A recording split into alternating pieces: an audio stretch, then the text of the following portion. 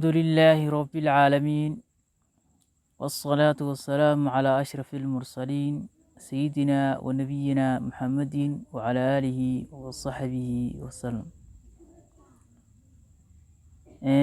barnaamijkanaga maanta wuxuu ku saabsan yahay waxyaalo kusoo batay ayaamahan baraha bulshada in dad badan oo isticmaala aaladahaas ay erayo iska leeyihiin iyagoo macnaha waxa ka dambeeya iyo waxa riixaya aan laba midna laga warqabin. marka maanta halkaas waxaan u rabnaa inaan ka hadalno mid ka mid ah ayagoo dhan lagama wada hadli karo. waxyaalo waxaa jira aad u tiro badan yihiin, hadday noo soo horto gashana kuwa dambeeya waa ka hadlaynaa, laakiin maanta mid baan ka hadlaynaa haddii ilaahay subxaanahu watacaala intuu naga karsiiyo. waxaan maalin dhowta maqalnay oo aragnay ilaahay annaga iyo hebel ha naga dhex baxo oo ilaahu dhexdhexaad noqo, ilaahow dhexdhexaad noqo, hebelna ha u hiilin annagana ha noo hiilin. haye sax miyaa mase waa khalad? inaan ka hadalnaa doonaynaa maanta. horta marka koowaad alla subxaanahu watacaala asaga abuuray wax kasta oo dhacay. ilaahay wuxuu leeyahay annagaa idin abuurnay adinka iyo wallaahu khalaqakum wamaa tacmaluun. ilaahay baa idin abuuray adinka iyo waxaa camal falaysaan. marka camal ii dhacahaya oo ilaahay subxaanahu watacaala meel ka jooga horta maba jiro, taatanba horta maba jiro. lianna annaga waa nala abuuray wamaa camilnaa waxay waa nala macnaha waa weeyaan waana iyo annaga iyo waxaa camal falin lahaynba waa la abuuray labadooda. hadday guuldarri jidho ilaahay subxaanahu watacaala xaggiisay ka ahaad, qole hadday guulaysato ilaahay subxaanahu watacaala iraadadiisa bay ku timid. iraadadiis asaga wuxuu iraadeeyey wey ilaahay subxaanahu watacaala, wuxuu ogaa wey inay guuldarraysanayaan oo wax iraadeeyey ilaahay subxaanahu watacaala uu doonay. waxaan isagu iraadeynin maba dhacaan, qudradiisay wax kasta ku dhacaan. wax isagu aan iraadeeyo qudradduna ay ku dhacdo waxaas marka saddexaad waxaas u dhacaan.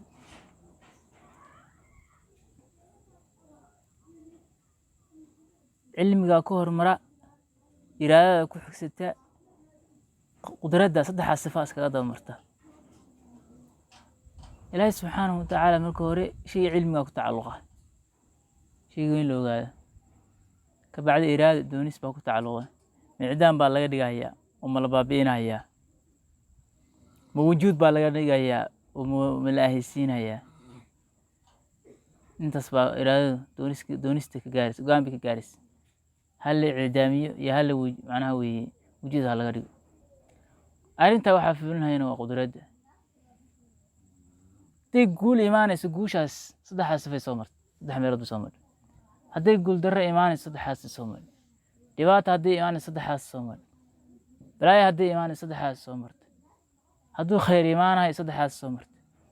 cidlo kama imaan.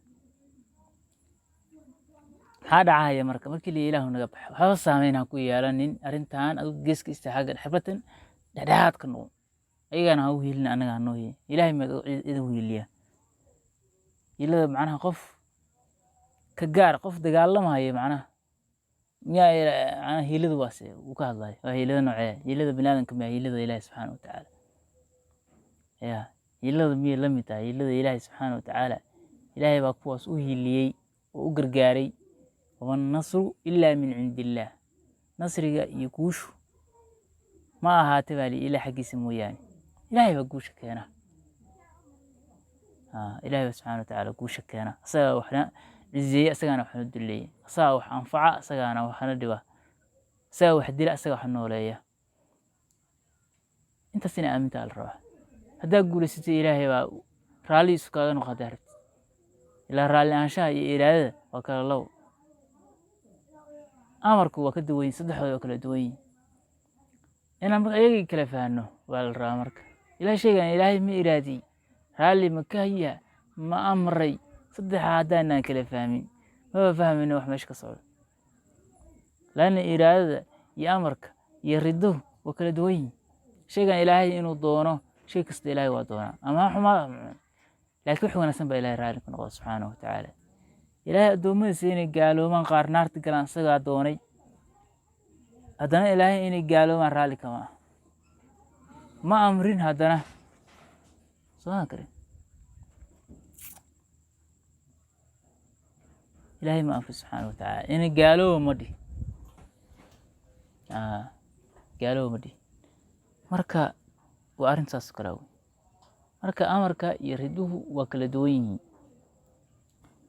iraadada iyo waxa weeyaan iyo riduhuna waa kala duwan yihiin waxaan ilaahay iraadeen xagee ilaahay macna ilaah labaad meesha ka jira waxa ilaahay uu doona kaliya meesha ka dhaca xanta ilaahay anaga yareeyay naga dhaxba minna uu hiilin xaqana uu hiilin kaalimo cad cilmi yari wey jaahilnimo wey wax saxana maaha wax diinta raad ku lehna maaha wax qof musliman ku hadlana maaha waxa weeyaan wax laga xishoodo oo laga dhowrsado oo aan lagu hadlin wey dadku inay ka dhowrsadaan baa fiican oo aan lagu hadlin oo arrinta marnaba aan loo laabanin oo qofkii yiri iyo kuwa yiri iyo cid kastoo tiriba arrintaas gaalnimo keenayso maxaa sugaysaa waxaa sugaysaa waxa weeyaan wax dhacayo oo ilaahay shuqul ku lahayn adduunka dhacay soo dhici kara in ilaahay shay adduunka ka dhaco ilaahayna uu saameyn ku yeelanin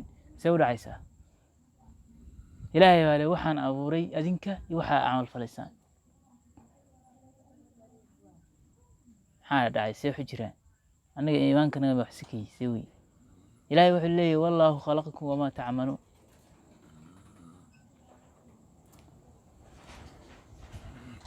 سماكر مركا إلا شيء كستوى بقرين يا عليني ما صود على ويابسة أما مزغو ينبأ إلا في كتاب مؤمن يكتب أولي يقانو مركا أرين تاسو أرين صحة ماها أرين علمية ماها